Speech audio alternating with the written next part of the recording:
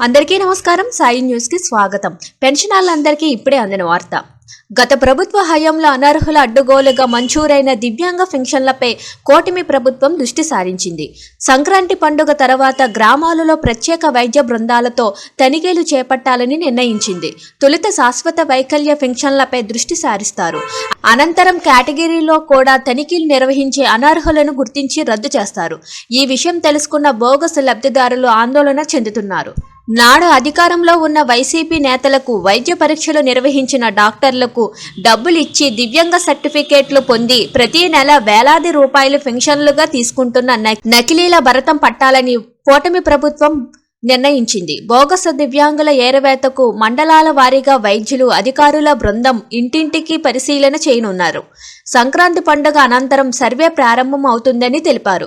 వైద్యుల అధికారులతో కూడిన బృందాలు తమకు కేటాయించిన మండలాలలోని గ్రామాలలో పర్యటించి దివ్యాంగ పెన్షన్దారులకు క్షుణ్ణంగా తనిఖీ చేయాలన్నారు. తొలి దశలో మంచానికి పరిమితమై శాశ్వత వైకల్యం ఉన్నట్టు జాబితాల్లో పేర్లు ఉన్న వారి ఇళ్లకు వెళ్లి పరిశీలిస్తారు. తర్వాత మిగిలిన కేటగిరీల దివ్యాంగులకు తనిఖీ చేస్తారు. వైద్య నిపుణుల బృందం సమక్షంలో మరోసారి వైకల్యాన్ని నిర్ధారించే అవకాశం ఉందని చెబుతున్నారు.